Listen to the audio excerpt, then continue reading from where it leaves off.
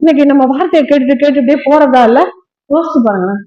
நமக்குள்ள மாற்றம் இருக்கணும். மாற்றம் மற்றவங்களை கவர்ந்து என்ன பண்ணணும்? நம்ம வெறுமையாக நிர்வாணியாக நிற்கும்படி தேவன் என்ன பண்ணல? நம்ம வஸ்திரம் உறிஞ்சு போடுறதுக்கா? நான் இன்னைக்கு அந்த வசனம் ஆண்டு பேச எழுதல. ஆண்டு பாருங்களேன், ஆதாம உண்டாக்குனாரு, அவன் தப்பு பண்ணிடுறான். தப்பு பண்ணிட்டு என்ன பண்ணா? விருட்சத்துக்குள்ள போய் ஒழிஞ்சுக்கிட்டான். இப்ப படைச்சவர் கூப்பிடுறாரு, ஆதாமே எங்க இருக்கிற?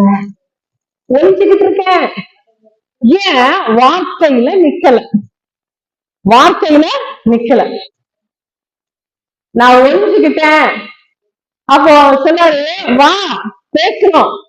நான் நிர்வாணி. எப்பா நான் படிக்கும்போது நிர்வாணமா தான் படிச்சேன். உனக்கு நிர்வாணியும் காட்டு கட்டுது யாரு? பழிய தூக்கி. அப்ப ஆண்டவர் சொல்றாரு, சரி பரவாயில்ல, உன்னை பார்க்கணும், உன் நிர்வாணத்தை பார்க்கணும், வா வெளியில. ஆஹா, எனக்கு ஷேமா இருக்கு. சொல்ல பண்ற அத்தி இலைய தச்சுட்டு போட்டுட்டு டிக்கெட்டுக்குன்னு வந்தாங்க. அத்தி இலையில பார்த்தாரு, என்ன இருந்துச்சு இல்ல? பாவப்பட்டார் பாருங்க. எனக்கு இது வாசிக்கும் போது வேலையா இருந்துச்சு. உண்டாக்கின தேவன் என்ன பண்ணாரு? பாவப்பட்டார். எனக்கு இதெல்லாம் செய்யணும், நீ இதெல்லாம் கேட்கணும்னு சொன்னாரு. கேட்கிறேன்னு சொல்லிட்டு அவர் போனதுக்கு அப்புறம் அவர் வசனத்தை, அவர் வார்த்தையை கேட்கல, அந்த வார்த்தை நிக்கல. நீ எப்படி ஆயிடுவ, அப்படி ஆயிடுவ, எப்படி இருக்கிற உலக ஆசை, அதெல்லாம் கொடுத்தா எப்படி இருக்காரு? ஓ அப்படியா?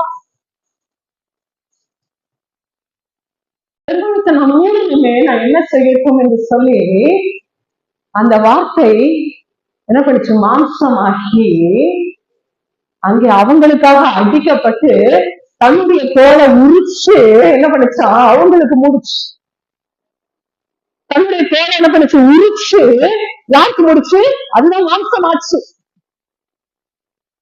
இன்னைக்கு என்ன நிர்வாணின்னு சொல்லி கையை தட்டின பிசாசுக்கு முன்பாக, என் பிள்ளை நிர்வாணி இல்ல, நான் படைத்த பிள்ளை நிர்வாணி இல்ல, என் பிள்ளை நிர்வாணியா இருக்கிறதுக்கு நான் விட நான் தானே படைச்சேன். நீ நிர்வாணி ஆக்கினாலும் என் பிள்ளைக்கு நான் நிர்வாணம் கொடுத்தேன். என் பிள்ளை நிர்வாணி ஆக்கிட்டு நான் பண்ணுவேன். அதனால என்ன கொடுப்பேன்? நான் என்னையே கொடுப்பேன் என்று சொல்லி